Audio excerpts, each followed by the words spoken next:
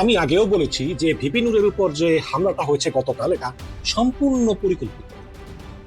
এবং আপনারা ভিডিওতে দেখলে বুঝবেন যে ওই জায়গায় আসলে ভিপি নুরকে হামলা করার মতো কোনো কারণই করেনি।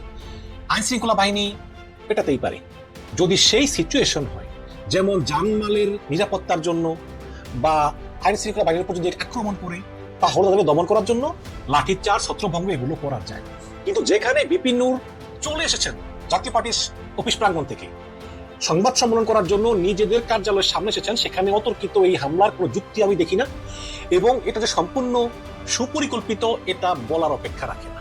আজকে একটা গুরুত্বপূর্ণ খবর দেখলাম আর কি, যেটা মানে এখন অনলাইনে সোশ্যাল মিডিয়াতে বেশ গসিপ, আলোচনা সমালোচনার জন্ম দিয়েছে। সেটা হচ্ছে মাননীয় প্রধান বিচারপতির সাথে আমাদের মাননীয় সেনাপ্রধানের একটা বৈঠক হয়েছে চিফ জাস্টিসের ব্যক্তিগত গুলশানের যে বাসায়, সেখানে আছে। তো এইটা একটা হলো প্রোটোকলের ব্যাপার, প্রধান বিচারপতির সাথে সেনাপ্রধান আসলে মিট করতে পারি কিনা।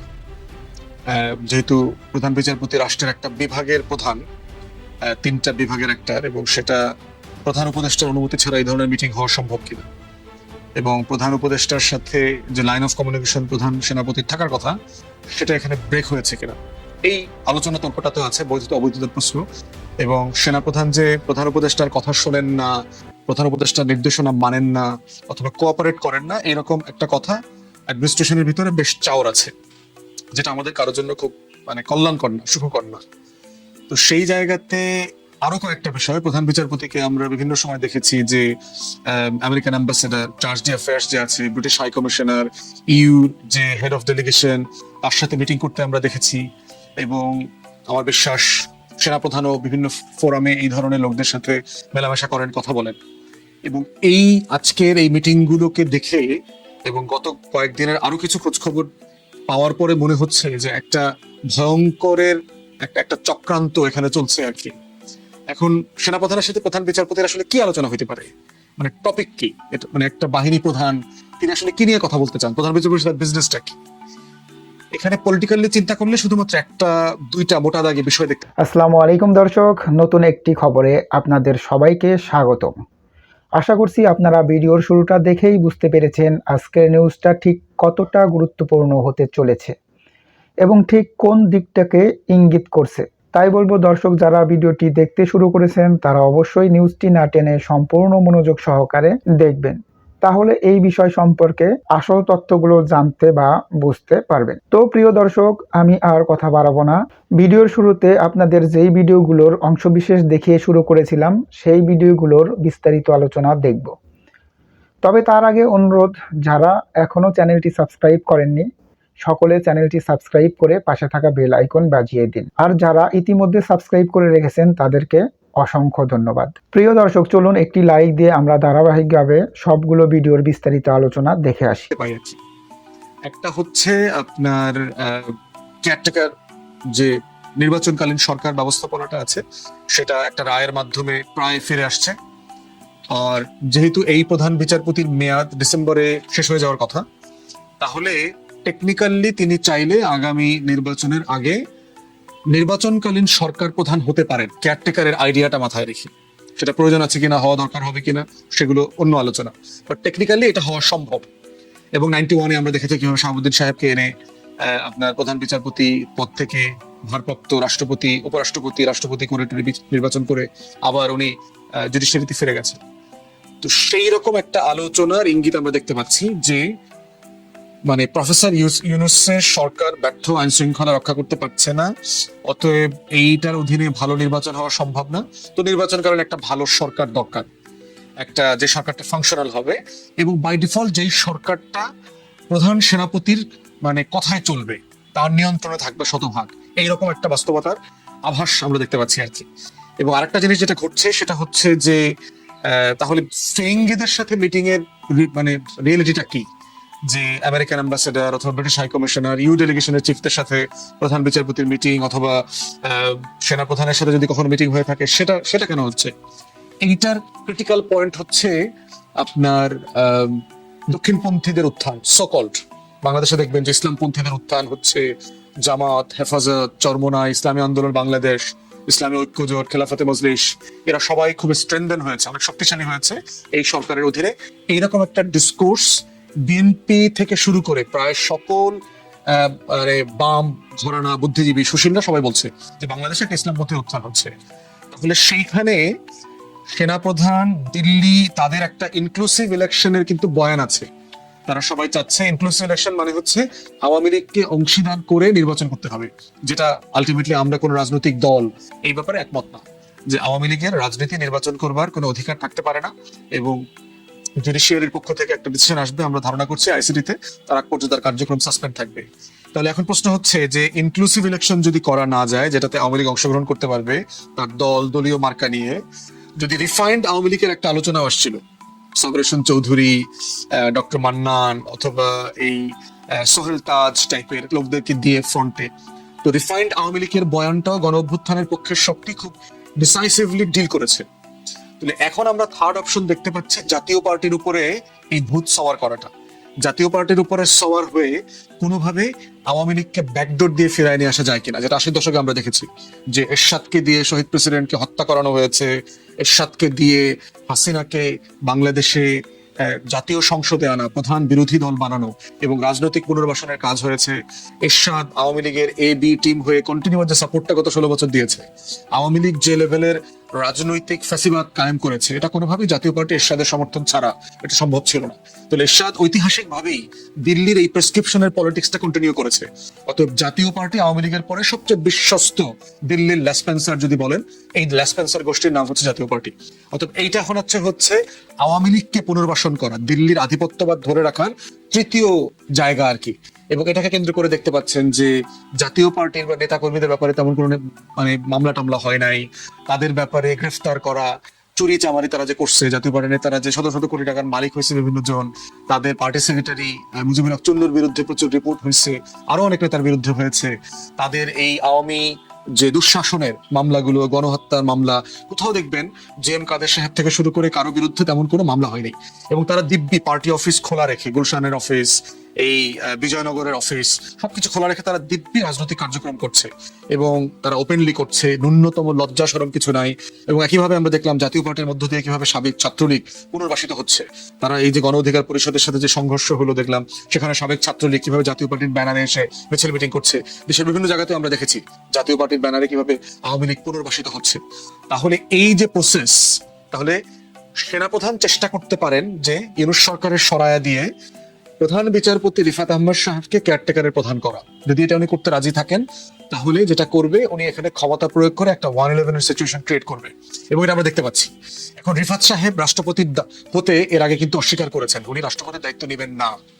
এখন প্রশ্ন হচ্ছে, যেই গণ অভ্যুত্থান এই জনাব রিফাত আহমদ সাহেবকে প্রধান বিচারপতি বানালো, যিনি অলরেডি হাইকোর্টের সবচেয়ে সিনিয়র বিচারপতি হবার পর অ্যাপিলেট ডিভিশনে স্থান পান নাই, তিনি আজকে এই গণ অভ্যুত্থানের কারণে 1400 শহীদের কারণে আজকে প্রধান বিচারপতি হওয়ার সুযোগ পেয়েছেন এবং এটার জন্য সে যোগ্য। তিনি কি আসলে এই দিল্লির এজেন্ডা বাস্তবায়নে অংশীদার হবেন? তাকে কি আমরা আগামী দিনে মির্জাফর এবং গাদ্দার বলে গালি দিতে বাধ্য হব? তার মাধ্যমে কি 1400 শহীদ বেইমানি শিকার হবেন? লেন্দুব দুর্জির শাসন ব্যবস্থা কায়েম হবে? তিনি কি আসলে এই প্রফেসর ইউনূসের সরকারের সাথে বেইমানি করে, যাদের মাধ্যমে উনি প্রধান বিচারপতি হলেন, তাদেরকে ছুরি মেরে বেইমানি করে দিল্লির এই যে ছক রাজনীতির, আওয়ামী লীগকে ফিরায় নিয়ে আসার ছক, এই ছকে রাজি হবেন? আমাদের গণ অভ্যুত্থানের সকল শক্তিকে উনি মানে শুধু মনোকষ্ট না, উনি বেইমানি করবার এই কাজটার দায়িত্ব আসলে নেবেন কিনা, সেটা yet to see, history will জাজ। এবং সেটা যদি করেন, মাননীয় প্রধান বিচারপতি মনে রাখবেন, মির্জাফর এবং লেন্দুব দর্জিদের মৃত্যু কিন্তু সম্মানজনক মৃত্যু হয় নাই। এবং আপনার বিরুদ্ধেও সারা বাংলাদেশ আপনাকে যেভাবে সম্মান করে, আপনার বিরুদ্ধে আমরা ফাইট করেছি যেভাবে প্রধান বিচারপতি হবার ব্যাপারে, আপনার ব্যাপারেও কিন্তু দেশের মানুষ আপনাকে গাদ্দার বেইমানের তালিকা রাখবে। এবং এর আগের প্রধান বিচারপতিদের ব্যাপারে যে ঘটনাগুলো ঘটেছে, সিনহা, এবিএম খায়রুল হক, এই ঘটনাগুলো দয়া করে মনে রাখবেন। দয়া করে গণ অভ্যুত্থানের বিপক্ষে যাবেন না, 1400 শহীদের রক্তের সাথে গাদ্দারি করবেন না। এইটা আমাদের বিনীত অনুরোধ। যদি করেন, ইতিহাসের যেই পরম্পরায় যা যা ঘটেছে, এগুলোর বাস্তবতা আপনার জীবনে ফিরে আসতে পারে, এটা মনে রাখবেন। এখন বাকিটা আপনার জাজমেন্ট। আপনি এখন আমেরিকান অ্যাম্বাসেডর কি বলছে, ব্রিটিশ হাই কমিশনার কি বলছে, ইউ ডেলিগেশনের চিফ কি বলছে, এবং সেটা দিয়ে আপনি প্রধান সেনাপতির মানে পারসুয়েশনে যদি আপনি এই কাজটা করেন, এই বাস্তবতা পরিণতিগুলোর ব্যাপারে আমি বিনীতভাবে আপনাকে আগাম জানিয়ে রাখলাম আর কি। এরপরে দেখেন ঘটনা যেগুলো ঘটতেছে, 111-এর সিচুয়েশনটা কিভাবে ক্রিয়েট হয় দেখেন। লগি বৈঠার কথা আমাদের মনে আছে 2006-এর 28শে অক্টোবর, যে আওয়ামী লীগ যে লেভেলের তাণ্ডব করলো ঢাকা শহরে এবং ঢাকার বাইরে। লগি বৈঠা এনে দিনের দুপুরে ক্যামেরার সামনে প্রায় 21 জন অথবা 28 জন রাজনৈতিক দলের নেতা কর্মীকে রাজপথে কুকুরের মতো সাপের মতো পিটায় হত্যা করলো। এবং এই সিচুয়েশনটা কি হয়েছে, আইন শৃঙ্খলা ধসে পড়েছে, অতএব এই নির্বাচন হওয়া সম্ভব না। এটাকে কেন্দ্র করে জানুয়ারি 2007-এ যে নির্বাচন হওয়ার কথা ছিল সেই নির্বাচনটা বাতিল হয়ে গেল। তত্ত্বাবধায়ক যারা প্রধান ছিলেন রিজাইন করলেন, ইয়াজউদ্দিন এর কাছ থেকে দায়িত্ব মইনুল আহমদের কাছে চলে গেল। দিল্লির ইলেকশন ইঞ্জিনিয়ারিং এবং এই যে দিল্লির আধিপত্যবাদ কায়েম হইলো। এবং দেখেন একই নাটক কিভাবে ছক করতেছে দিল্লির যে বিশাল অংশ।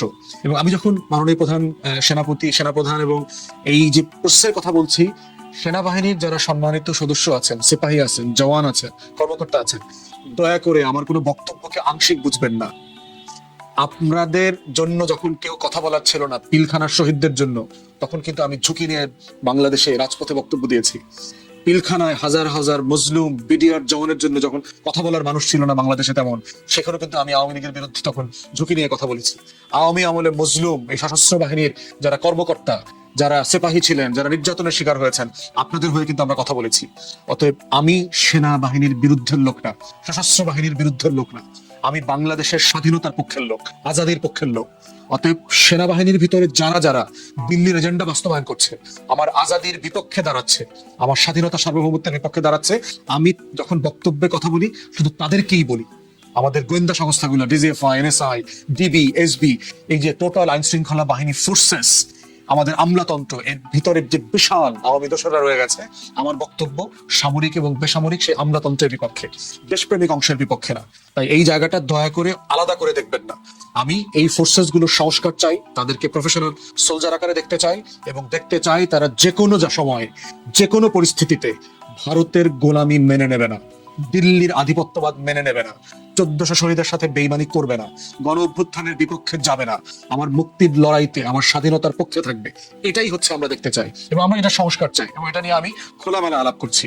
এর ভিতরে কোনো ষড়যন্ত্র নয় আমার, আমি কারো এজেন্ডা বাস্তবায়নের রাজনীতি করি না। আমি I speak my mind and conscious, যে আমি যেটা রাইট মনে করি দেশের জন্য, আমার পিপুলের জন্য যেটা সঠিক মনে করি, আমি সেটা নিয়ে কথা বলি। তাই সশস্ত্র বাহিনীকে বলছি, দয়া করে আপনাদের সিনিয়র যে ক্রিমিনাল গ্যাং আছে, সিনিয়র লিডারশিপের বিরুদ্ধে আমি কথা বলছি, আমি পুরো বাহিনীর বিরুদ্ধে কথা বলছি না। কারণ আমি জানি যে একটা ফোর্স, একটা দেশপ্রেমিক শক্তি কতটা জরুরি, এটা 71-এ আমরা হারে হারে টের পেয়েছি। আমরা জানি আপনাদের অগ্রজ অফিসাররা যারা ছিলেন, তারাই সেক্টর কমান্ডার ছিলেন, তারাই স্বাধীনতার ঘোষণা দিয়েছেন মেজর জিয়া থেকে শুরু করে, এবং তারাই আমাদের মুক্তির লড়াইতে নেতৃত্ব দিয়েছেন। এবং আমরা চাইবো এখনো সেই আধিপত্যবাদের বিরুদ্ধে আমার মুক্তির লড়াইতে আপনারা দিল্লির পক্ষ হবেন না, আপনারা আজাদির বিপক্ষে যাবেন না। এটাই হচ্ছে আমরা চাচ্ছি। তাহলে এখন সেনাপ্রধান আজকের মিটিং এর মধ্য দিয়ে ইনক্লুসিভ নির্বাচন, আওয়ামী লীগ পুনর্বাসন, জাতীয় পার্টিকে সেফগার্ড করা, এবং আমরা দেখেছি যে এই গণ অধিকার পরিষদের নেতারা বারবার বলছে যে বিভিন্ন মিলিটারি অফিসার তাকে ফোন দিয়েছে, জিএম কাদেরের বিরুদ্ধে যেন কথা না বলা হয়, এরশাদ জাতীয় পার্টির বিরুদ্ধে যেন কথা না বলা হয়। এটা কেন বলবে? রাজনৈতিক দল কেন এই কাজটা, কেন এই ইনস্ট্রাকশনটা শুনবে? প্রজাতন্ত্রের কর্মচারীদের কথা কেন রাজনীতি করবে? অতএব সেই জায়গাতে নুরুকে যদি আপনারা কোনো কারণে সিকিউরিটি থ্রেট মনে করেন, জাতীয় নিরাপত্তার হুমকি মনে করেন, তো আইনি প্রসেস আছে, ডিউ প্রসেস অফ লতে আপনারা এটা ডিল করেন। যদি গোপন তথ্য হয় অন্তর্বর্তীকালীন সরকারের সাথে শেয়ার করেন। আপনারা যদি মনে করেন যে তাকে গ্রেফতার করা দরকার, তাকে আইনের আওতায় আনা দরকার, এটার তো আইনি প্রসেস আছে। প্রসেস ছাড়া আপনি একজন রাজনৈতিক ব্যক্তিকে কেন পিটাবেন, এরকম ব্রুটালি কেন মারবেন? আপনারা গত 1 বছর তো আওয়ামী লীগের কোনো নেতাকে পিটান নাই, ছাত্রলীগের কোনো গুন্ডা পান্ডা ধরে তো পিটান নাই। এবং আমরা এটাই চাই, আপনি কাউকে পিটাবেন না, আপনি আইনের প্রসেসের হাতে তুলে দেবেন। এবং অফিস ভাঙচুর যেটা করা হয়েছে, ব্রুটালি করা হয়েছে। কোনো সার্চ ওয়ারেন্ট ছিল ওখানে, রেড দেওয়ার কোনো ম্যাজিস্ট্রেসি, আপনি ওয়ারেন্ট নিয়ে এসছেন ওখানে, তাহলে একটা পলিটিক্যাল পার্টির অফিসে কি করেছেন? এগুলোই তো আমরা গত 16 বছর দেখেছি। বিএনপির অফিস, জামাত শিবিরের অফিস, সারা বাংলাদেশে আওয়ামী লীগ এই বিভিন্ন বাহিনীকে দিয়ে শেষ করে দিয়েছে। অতএব সেই জায়গাতে আজকের মিটিং এবং 111-এর পরিস্থিতি কিভাবে সেট করতেছে দেখেন। 2006-এর সে বাস্তবতা, দিল্লিতে হাসিনার যে মিটিংটা হয়েছে দেখেন, এর আগে কলকাতায় আওয়ামী লীগের অফিস খুলেছে, দিল্লিতে অফিস করছে, হাসিনা তো খুবই আরামে আসে, ওখানে আছে খুবই সিকিউর জায়গাতে। এস আলম গোপনে গাড়ির নেম প্লেট ছাড়া গিয়ে ওখানে হাসিনার সাথে 6-7 ঘন্টা মিটিং করছে টানা, যেখানে দিল্লির বিভিন্ন লেভেলের গোয়েন্দা সংস্থার লোক, ফরেন মিনিস্ট্রির লোকরা পর্যন্ত উপস্থিত ছিল। এবং সেখানে টাকা পয়সার লেনদেনের আলোচনা হয়েছে। 4,000 কোটি টাকা দরকার এই নির্বাচনের আগে অন্তর্বর্তীকালীন সরকারকে আন্ডারমাইন করা, এখানে অস্থিরতা তৈরি করা, অরাজকতা তৈরি করা, নির্বাচনকে যেন পিছায়া দেওয়া যায়, নির্বাচনকে কেন্দ্র করে যেন একটা পুরো দেশ উল্টাপাল্টা হয়ে যায়, সেটা কিন্তু আমরা দেখতে পাচ্ছি। এই পরিকল্পনার অংশ হিসেবে কিন্তু টাকা পয়সার লেনদেন ছড়িয়ে গেছে। এই যে মঞ্চ 71-এর নাটক করলো দেখলেন ডিআরইউতে, এই যে সুশীল শাহবাগীরা মিলে, এই যে আওয়ামী চেতনাবাজ ব্যবসায়ী যারা ছিল, এই দেখেন এই চেতনাবাজরা কিন্তু বিশিষ্ট বুদ্ধিজীবী আকারে হাজির হয়েছে, বিশিষ্ট সুশীল আকারে আসছে। দক্ষিণপন্থীদের উত্থান, অতএব হুজুরদেরকে ঠেকাইতে হবে, হুজুরদেরকে ঠেকাইতে হলে আমার সেকুলার লিবারাল পলিটিক্যাল দল লাগবে, অতএব আওয়ামী লীগের বিকল্প নাই। ন্যূনতম যদি আওয়ামী লীগকে এখন গণহত্যার অভিযোগে যেহেতু বিচার চলছে, তারা এখনো ক্ষমা চায় নাই, তাদেরকে হয়তো নির্বাচনে আনা যাবে না, তো আপাতত জাতীয় পার্টির ব্যানারে ফিরায় নিয়ে আসা। এবং এসালামের টাকার রং দেখেন, চট্টগ্রাম বিশ্ববিদ্যালয় কেন্দ্রিক যে মারামারি হচ্ছে, মঞ্চ 71 নিয়ে যেই ঝামেলাটা পাকলো এখানে দেখলেন, তারপরে গণ অধিকার পরিষদ, নুরু, জাতীয় পার্টির অফিস নিয়ে যে বিষয়টা চললো এখানে, এরপরে আজকে ধানমন্ডির সামনে আওয়ামী লীগের ঝটিকা মিছিল, গুলিস্তানে গত 2-3 দিন আগে আওয়ামী লীগের ঝটিকা মিছিল, এইগুলো কিন্তু এসালামের টাকা যে কথা বলছে এগুলোর প্রমাণ। এখানে যে প্রচুর অস্থিরতা সৃষ্টির চেষ্টা করা হচ্ছে, তাহলে এর মানে কি এটা প্রমাণ করা যে অন্তর্বর্তীকালীন সরকারকে ব্যর্থ প্রমাণ করা? অন্তর্বর্তীকালীন সরকার পারছে না, ইমার্জেন্সি দিতে হবে, নির্বাচন ভালো হবে না। সিপিডিও দেখলাম 6-7টা অস্থিরতার কথা বলছে যে কেন ফেব্রুয়ারিতে ভালো নির্বাচন হওয়া সম্ভব না, এবং ওই একই বয়ান তৈরি করবার চেষ্টা করা হচ্ছে বিভিন্ন সুশীল বুদ্ধিজীবীদের মাধ্যমে। তাহলে এক্স্যাক্টলি যেই প্লেয়াররা, বিভিন্ন পত্রিকার সম্পাদকরা, বিভিন্ন থিঙ্ক ট্যাঙ্কের প্রতিষ্ঠানরা, বুদ্ধিজীবী লেখকরা যেই ভাষায় 111-এর বৈধতা, সম্মতি, বয়ান তৈরি করেছিল, যাদেরকে ঠেকানোর জন্য তারা প্রস্তুতি নিচ্ছিল, সেই বাস্তবতাগুলো কিন্তু তৈরি হচ্ছে। এবং স্যাডলি গণ অভ্যুত্থানের পরে আমাদের যে অনেকগুলো ব্যর্থতা, সেই ব্যর্থতার কথা আমরা আগস্টের 5 তারিখ থেকে গত বছর বলে আসতেছি। চুপ্পুকে সরাইতে হবে, সংবিধান সাসপেন্ড করতে হবে, জাতীয় সরকার করতে হবে গণ অভ্যুত্থানের পক্ষে সকল শক্তিকে নিয়ে। আমলাতন্ত্রের ভিতরে, সামরিক বেসামরিক প্রশাসনে দিল্লির যত গোলাম আছে, দোসর আছে আওয়ামী লীগ জাতীয় পার্টির 14 দলীয় লেসপেন্সার যারা আছে, এদেরকে প্রশাসন থেকে বাহির করে দিতে হবে। আমাদের প্রত্যেকটা ফোর্স গুলোকে শুধুমাত্র দেশপ্রেমিক লোকদেরকে দিয়ে আমাদের ফোর্সেস চলবে।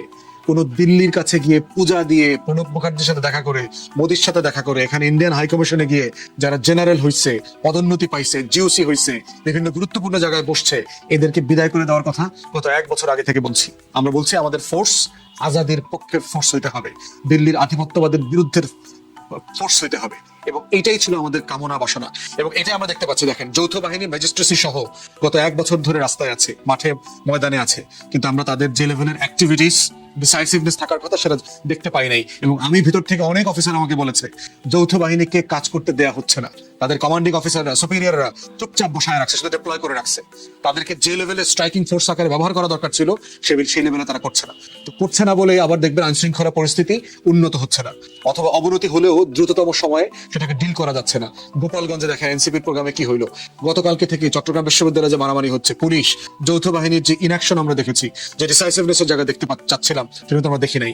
তো এগুলোর মাধ্যমে যেটা করা হচ্ছে, দেশে একটা অরাজকতা তৈরি করা হচ্ছে, ইউনূস সরকার পারতেছে না, আর একটা অপদার্থ অযোগ্য স্বরাষ্ট্র উপদেষ্টা বসায় রাখছে একইভাবে, কোনো কাজের না, গুড ফর নাথিং, অ্যাবসলিউটলি কোনো কাজের লোক না। কিন্তু এই লোকটাকে আবার অন্তর্বর্তীকালীন সরকার সরাচ্ছে না। কিছু অযোগ্য উপদেষ্টাকে যে বাড়ি পাঠায় দেওয়া দরকার ছিল আওয়ামী লীগের আমলাদের মতো, দোসরদের মতো করে, সেগুলো করা হচ্ছে না। তাহলে এই হচ্ছে একটা প্লট, যেটার মধ্য দিয়ে মোদ্দা কথা হচ্ছে দিল্লির যে রাজনৈতিক আধিপত্যবাদ, কলকাতার যে সাংস্কৃতিক ফ্যাসিবাদ, এগুলোকে পুনর্বাসন করা। এই পুনর্বাসনটা কিভাবে হবে? আওয়ামী লীগকে রাজনীতিতে ফিরায় নিয়ে আসা, জাতীয় পার্টিকে ফিরায় নিয়ে আসা, 14 দলকে ফিরায় নিয়ে আসা। না করলে কি হবে?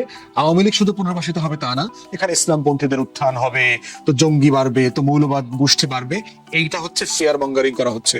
এবং এটার মধ্য দিয়ে আমরা দেখতে পাচ্ছি যে এক্স্যাক্টলি 2006-এর মডেলে যেই প্লেয়ারদের সাথে রাষ্ট্রের মিট করার কথা, প্রধান বিচারপতি মনে রাখেন তখনকার সদ্য সাবেক প্রধানমন্ত্রী কে এম হাসান, এক্স্যাক্টলি আগামী ডিসেম্বরে সদ্য সাবেক প্রধান বিচারপতি হয়ে যাবেন ডক্টর রিফাত আহমেদ, এক্স্যাক্টলি মনে রাখেন তখন এই যে American ambassador, British high commissioner, EU ডেলিগেশনের চিফ জায়গায় গিয়ে মিটিং করতো, ফিরিঙ্গি মহলে বিভিন্ন জায়গাতে দাওয়াত দিত, রাজনৈতিক দলগুলোর সাথে মিটিং করতো। এখন এই যে চুপ্পুকে সরানো গেল না, বিএনপি কি আসলে এটার মধ্যে দিয়ে নিরাপদ? আসলে আমি বোধ করছি না। যদি নির্বাচনকালীন সরকার হয় এবং সেই সরকার যদি মানে প্রধান সেনাপতির অধীনে হয়, 111-এর সরকার হয়, মইনিউ আহমদ যা করেছে বিএনপির কপালে আসলে তাই হবে। তাই আমরা বোধ করছি অন্তর্বর্তীকালীন সরকার প্রফেসর ইউনূসকে বলছি, আপনি সকল রাজনৈতিক দলকে নিয়ে একটা এই নির্বাচনকালীন প্রয়োজনে জাতীয় সরকার এবং তত্ত্বাবধায়ক সরকারের একটা ঘোষণা আপনি দিয়ে দেন যে এই সরকারই জাতীয় সরকার, সবাইকে নেন প্রয়োজনে এখনই আপনি আগামী 6 মাসের জন্য ফেব্রুয়ারি পর্যন্ত জাতীয় সরকার করে ফেলেন সকল রাজনৈতিক দলকে নিয়ে, এবং এদের অধীনেই একটা ভালো নির্বাচন হতে পারে, কারণ সবাই প্রাতিষ্ঠানিকভাবে রিফর্মের পক্ষে, একটা ভালো নির্বাচনের পক্ষে। এবং এই সরকারটাকে আপনি তত্ত্বাবধায়ক সরকার বানায় ফেলেন, যেন নতুন কোনো তত্ত্বাবধায়ক সরকারের আলাপ আসতে না পারে। সেটা এই দর্শক, আশা করি সবগুলো ভিডিওই আপনি মনোযোগ সহকারে দেখেছেন। সেই সাথে দর্শক, এই ভিডিওগুলো সম্পর্কিত যদি কোনো তথ্য বা মতামত থাকে তাহলে অবশ্যই কমেন্টস করে জানিয়ে দিন। এতক্ষণ সাথে থাকার জন্য ধন্যবাদ। আবার দেখা হবে আগামী ভিডিওতে কোনো নতুন টপিকস নিয়ে। সকলের সুস্বাস্থ্য কামনা করে বিদায় নিচ্ছি। আল্লাহ হাফেজ।